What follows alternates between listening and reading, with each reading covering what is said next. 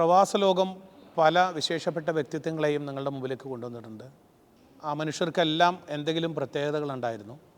ഇവിടെ ഇപ്പോൾ ഒരു പുതിയ ആളെ പരിചയപ്പെടുത്തുകയാണ്. നമുക്കാണ് പുതിയത്. അബുദാബിക്കാർക്കും UAE-യിലുള്ള മലയാളികൾക്കും ഇദ്ദേഹം ഒരു പുതിയ വ്യക്തിയല്ല. ദേവദാസ് പട്ടാമ്പിക്കാരനായ പാലക്കാട് സ്വദേശി അദ്ദേഹം കഴിഞ്ഞ 41 വർഷങ്ങളായിട്ട് അബുദാബി സോഷ്യൽ സെൻറ്ററിൻ്റെ സെക്രട്ടറി സ്ഥാനം വഹിക്കുന്ന ഓഫീസ് സെക്രട്ടറി സ്ഥാനം വഹിക്കുന്ന ആളാണ്. ദേവദാസേട്ടന് അദ്ദേഹം പിരിഞ്ഞു പോകുന്ന ഒരു സമയമാണ്. 41 വർഷങ്ങൾക്ക് ശേഷം അദ്ദേഹം UAE-യോട് വിട പറഞ്ഞ് നാട്ടിലേക്ക് പോവുകയാണ്. അദ്ദേഹത്തിന് പങ്കുവെക്കാനുള്ള ചില ഓർമ്മകളും അനുഭവങ്ങളുമുണ്ട്. അത് പ്രവാസികളെല്ലാം കേട്ടിരിക്കേണ്ടതാണ്. എന്നതുകൊണ്ട് ദേവദാസേട്ടൻ്റെ ഈ സാന്നിധ്യം ഞങ്ങൾക്ക് സന്തോഷമുണ്ടാക്കുന്നു. 41 വർഷങ്ങൾക്ക് മുമ്പ്, അതായത് 1983 വരുന്നത്. 82 വന്നു, 83 കേരള സോഷ്യൽ സെൻ്ററിൽ ജോയിൻ ചെയ്യണം. ഈ ജോലിക്കായിട്ട് തന്നെയാണോ വരുന്നത് അതോ? അല്ല, ഇലക്ട്രിക്കൽ വർക്കിനായിട്ട് വന്നതാണ്. പക്ഷെ അതൊന്ന് ആ സാഹചര്യത്തിൽ കിട്ടിയില്ല. അങ്ങനെ കേരള സോഷ്യൽ സെൻ്ററിൻ്റെ സ്റ്റാർട്ടിങ്ങിൽ ബിൽഡിങ്ങിൻ്റെ പണി നടക്കുമ്പോൾ ഒരു ഇലക്ട്രിക്കിൻ്റെ വർക്ക് നമ്മൾ കോൺട്രാക്റ്റ് എടുത്ത് നടത്തുന്നതാണ്. അപ്പോൾ അങ്ങനെ വന്ന് നമ്മൾ ആ വർക്ക് എടുത്ത് കഴിഞ്ഞപ്പോൾ എന്നോട് ചോദിച്ചു, ഇങ്ങനെ അവിടെയുള്ള അന്നത്തെ കമ്മിറ്റിക്കാർ ഒരു ഫോം ചെയ്ത കമ്മിറ്റി ഇങ്ങനെ ഇവിടെ ജോലിക്ക് ഒരാളെ ആവശ്യമുണ്ട്, നിൽക്കാൻ താല്പര്യമുണ്ടോയെന്ന് ചോദിച്ചു. കുറച്ച് ഓഫീസിലെ കാര്യങ്ങൾ കൂടി ചെയ്യാൻ പറ്റുമോ ചോദിച്ചു. ചെയ്യാമെന്ന് പറഞ്ഞു. അന്നത്തെ സാഹചര്യത്തിൽ അന്ന് അവിടെ ജോലിക്ക് കയറി. പിന്നീട് അത് ഇങ്ങനെ സംഘടനയുടെ ബേസിൽ വന്നപ്പോൾ അതിന് താല്പര്യമായി. അങ്ങനെ കണ്ടിന്യൂ ആയിട്ട് ജോലിക്ക് നിൽക്കുകയുണ്ടായി.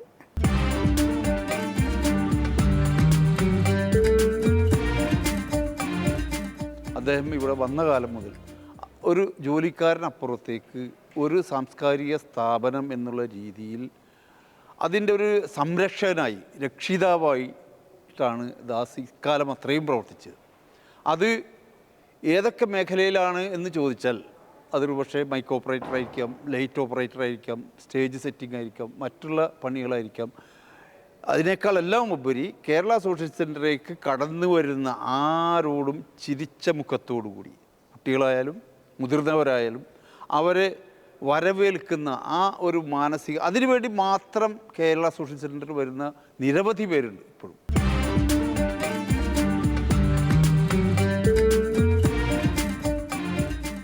അപ്പോൾ ഈ 41 വർഷങ്ങൾക്കിടയിൽ നിങ്ങൾ കണ്ടിട്ടുള്ള കാതലായ വ്യത്യാസം എന്താണ്? അബുദാബിയിലും UAE-യിലും വരുന്ന പ്രവാസികൾക്കിടയിൽ അന്ന് വന്ന അതേ മനുഷ്യരെ, അതേ പെരുമാറ്റം, അതേ ജോലി, അതേ സാധ്യതകൾ, അതൊക്കെ തന്നെയാണ് ഇപ്പോഴും ഉള്ളത്. ഈ പോകുന്ന നേരത്ത് എങ്ങനെ വിലയിരുത്തുന്നതിനെ? അല്ലല്ല, ഒരു കാതലായിട്ടുള്ള ഭയങ്കര മാറ്റങ്ങളുണ്ട്. അന്നത്തെ സാഹചര്യമല്ല ഇന്ന് വളരെ എഡ്യൂക്കേറ്റഡ് ആയിട്ടുള്ള ആൾക്കാർ മാത്രം ഒരുവിധം കയറി വരുന്നതും കാര്യങ്ങളൊക്കെ ഉള്ളൂ.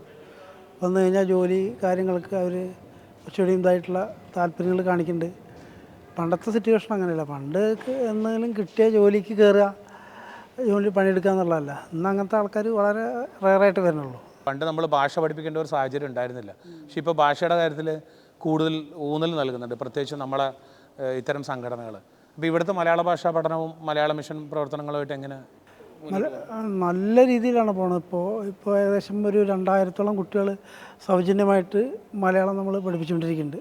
കാലഘട്ടത്തിൻ്റെ ഇടയിൽ വളരെ ബുദ്ധിമുട്ടെന്ന് പറഞ്ഞ കുറേ സമയങ്ങൾ കടന്നു പോയിട്ടുണ്ട്. ഉദാഹരണത്തിന് കോവിഡ്, നാട്ടിലെ പ്രളയം, ഇതിലേക്ക് KSCക്ക് എന്ത് സംഭാവന നൽകാൻ സാധിച്ചു? അതിൽ ദാസേട്ടന് പേഴ്സണലായിട്ട് ഓർക്കാൻ പറ്റുന്ന മുഹൂർത്തങ്ങൾ ഏതെങ്കിലും ഉണ്ട്? ആ സമയത്ത് ഒരുപാട് ഭക്ഷണം കാര്യങ്ങൾ പല സ്ഥാപനങ്ങളിൽ നിന്നും കിട്ടാൻ ദൗർലഭ്യമുള്ള ഒരു സമയമായിരുന്നു. സമയത്ത് നമ്മൾ റെഡ് ക്രസൻറ്റും അവരും വരെയൊക്കെ ആയിട്ട് സംഘടിപ്പിച്ചിട്ട് ലേബർ ക്യാമ്പുകളിലേക്ക് എത്തിക്കാൻ കംപ്ലീറ്റ് ഒരുവിധം ഫാമിലി വീടുകളിലൊക്കെ കംപ്ലീറ്റ് നമ്മുടെ വളണ്ടിയേഴ്സ് വളരെ സജീവമായിട്ട് നിന്നിട്ട് ദിവസവും ഒരു ആയിരക്കണക്കിന് ആൾക്കാർക്ക് ഭക്ഷണം കാര്യങ്ങളും നമ്മൾ സർവീസ് ചെയ്തിരുന്നു. UAE-യിൽ നിൽക്കുമ്പോഴും UAE മനുഷ്യരോടൊപ്പം KSC നിൽക്കുമ്പോൾ തന്നെ പ്രളയകാലത്ത് കേരളത്തിൻ്റെ ഒരു പ്രളയ ദുരിതാശ്വാസത്തിൽ KSCക്ക് എന്താ, ഞാൻ അറിഞ്ഞു, എന്നാലും പ്രേക്ഷകരുടെ അറിവിലേക്കായിട്ടൊന്ന് കേൾക്കാൻ വേണ്ടിയിട്ടാണ്. പ്രളയത്തിൽ KSC ഒരുപാട് സഹായങ്ങൾ അതിനും ചെയ്തു കൊടുത്തിട്ടുണ്ട്. നാടിനെ മറക്കാത്ത സഹായങ്ങൾ ഇവിടുത്തെ നമ്മുടെ മെമ്പേഴ്സും വളണ്ടിയേഴ്സും വളരെ ആക്റ്റീവായിട്ട് ഓരോ കാര്യങ്ങൾക്കും മുന്നിട്ടിറങ്ങിയിട്ട് വളരെ സഹായങ്ങൾ, ഇപ്പം എന്ത് വേണമെങ്കിലും നാട്ടിലേക്ക് നമ്മൾ ഈവൻ ഓക്സിജൻ സിലിണ്ടർ അടക്കം നമ്മൾ ഇവിടുന്ന് കയറ്റി അയച്ചു കൊടുത്തു ആ സമയങ്ങളിൽ. അത് കേരളത്തിൻ്റെ പ്രളയ ദുരന്തത്തിൽ മാത്രമല്ല, എല്ലാ എല്ലായിടത്തും ചെയ്യുന്നു. ഗുജറാത്തിലേക്കൊക്കെ ഒരുപാട് സഹായങ്ങൾ, ഗുജറാത്തിലൊക്കെ ടണ്ണ് കണക്ക് സാധനങ്ങളാണ് ഇവിടുന്ന് നമ്മൾ അയച്ചു കൊടുത്തത്. ഈ നാട്ടിലെ നിയമം ഇതൊക്കെയാണ്, ഈ നാട്ടിലെ നിയമം നിങ്ങളുടെ രക്ഷയ്ക്ക് ഇതൊക്കെ ഉണ്ട്, നിങ്ങൾക്ക് തൊഴിലിടത്തിൽ ഇങ്ങനെ ഒരു ബുദ്ധിമുട്ടുണ്ടായാൽ നിങ്ങൾ ഇതൊക്കെ അങ്ങനത്തെ അങ്ങനത്തെ ക്ലാസ് ഇവിടെ ഈ കമ്മ്യൂണിറ്റി പോലീസിൻ്റെ ക്ലാസ്സുകൾ മാസം മാസം നടക്കും, എല്ലാ മാസങ്ങളും നടന്നുകൊണ്ടിരിക്കുന്നുണ്ട്. അതിലേക്ക് നല്ല വർക്കേഴ്സിന്റെ സാന്നിധ്യം ഉണ്ടാവാറുണ്ടോ? ഉറപ്പുവരുത്താറുണ്ടോ? ഉണ്ട് ഉണ്ട് ഉണ്ട് ഉണ്ട്. അതുപോലെ തന്നെ ഒരു നിയമങ്ങളും കാര്യങ്ങളൊക്കെ അവർ കറക്റ്റായിട്ട് പറയുന്നുണ്ട്. പിന്നെ എംബസിയുടെ സർക്കുലർ വരുമ്പോൾ നമ്മൾ ബോർഡിലിട്ട് കാര്യങ്ങൾ അറിയിക്കുന്നുണ്ട്. പിന്നെ കേരള ഗവൺമെൻറ് ചില പ്രശ്നങ്ങൾ ഈ ക്ഷേമനിധി കാര്യങ്ങളൊക്കെ നമ്മൾ ശരിക്ക് പുറത്തുള്ള ജനങ്ങളിലേക്ക് കംപ്ലീറ്റ് എത്തിച്ചിട്ട് വേണ്ട സഹായം നമ്മൾ ഹെൽപ്പ് ഡെസ്കും കാര്യങ്ങളും കറക്റ്റായിട്ട് വർക്ക് ചെയ്തുകൊണ്ടിരിക്കുന്നുണ്ട്. അതാണ് അടുത്ത കാര്യം. ക്ഷേമനിധി ആയാലും നോർക്ക റൂട്ട്സിൻ്റെ ID കാർഡോ ഇൻഷുറൻസ് പരിരക്ഷകളോ ഇതൊക്കെ ജനങ്ങളിലേക്ക് എത്തിക്കുന്നതിൽ, പ്രവാസികൾക്ക് എത്തിക്കുന്നതിൽ KC മെമ്പേഴ്സിന് മാത്രമല്ല അല്ലാത്ത പൊതുസമൂഹത്തിന് മുമ്പിലും ഇത് എത്തിക്കുന്നതിലൊക്കെ എന്താണ് KC ചെയ്തിരിക്കുന്നത്? ഒരുപാട് വർക്ക് ചെയ്യുന്നുണ്ട് അതിനെ പറ്റിയിട്ട്. കാരണം നമ്മൾ ആയിരക്കണക്കിന് ആൾക്കാർക്ക് ഇവിടെ നിന്ന് നമ്മൾ കാർഡും ഇതൊക്കെ ഇഷ്യൂ ചെയ്തുകൊണ്ടിരിക്കുന്നുണ്ട്. ഇപ്പോഴും അതിൻ്റെ വർക്ക് ആഴ്ചയിൽ 3 ദിവസം കറക്റ്റായിട്ട് നടക്കുന്നുണ്ട്. വെള്ളി, ശനി, ഞായർ ദിവസങ്ങളിൽ വൈകുന്നേരം നമ്മുടെ വളണ്ടിയേഴ്സ് കറക്റ്റായിട്ട് വന്നിട്ട് അത് വരുന്നുണ്ട്. ആൾക്കാർ ഇപ്പോഴും നിരന്തരം വന്ന് എടുക്കുന്നുണ്ട്. ക്ഷേമനിധി ആയാലും നോർക്ക കാർഡായാലും എല്ലാ കാര്യങ്ങളും അതിൻ്റെ കറക്റ്റ് ഉത്തരവാദിത്തത്തിൽ ചെയ്തുകൊണ്ടിരിക്കുന്നുണ്ട് ഇപ്പോഴും കേരള സർവീസ്.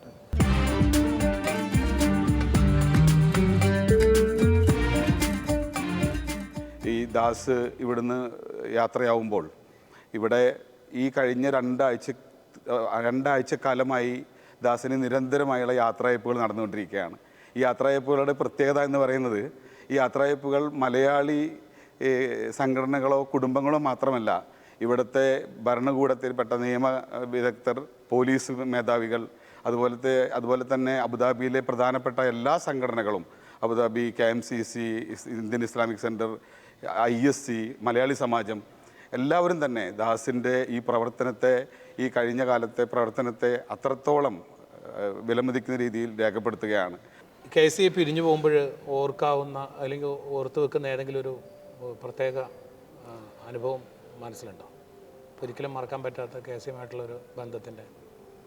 അത് അങ്ങനെ ചോദിച്ചു കഴിഞ്ഞാൽ ഇക്ക നായനാർ കേരള സംസ്ഥാന ബിൽഡിങ്ങിൻ്റെ ഉദ്ഘാടനത്തിന് വന്നിരുന്നു. അദ്ദേഹം ഒരു ദീർഘകാല അച്ചീവ്മെൻറ്റിനുള്ളൊരു അവാർഡ് എന്നൊക്കെ തന്നിരുന്നു. അത് മനസ്സിന് മറക്കാൻ പറ്റില്ല. അത് വല്ലാത്തൊരു അനുഭവം. ലക്ഷക്കണക്കിന് ആൾക്കാരെന്ന് പറഞ്ഞാൽ അന്ന് ഇവിടെ കേരള സംസ്ഥാന ഒതുങ്ങാണ്ട് പുറത്ത് കംപ്ലീറ്റ് ജനങ്ങൾ എന്നിട്ട് ഭയങ്കര ഒരു പ്രോഗ്രാമായിരുന്നു. അപ്പോൾ അത് മനസ്സിന് മറക്കാൻ പറ്റാത്തൊരു പരിപാടിയാണ്. ശരി, എന്തായാലും നാട്ടിൽ നിന്ന് കാണാം. ഞാൻ അവിടെ ഉള്ള ആളാണ്. ആയിക്കോട്ടെ തീർച്ചയായിട്ടും.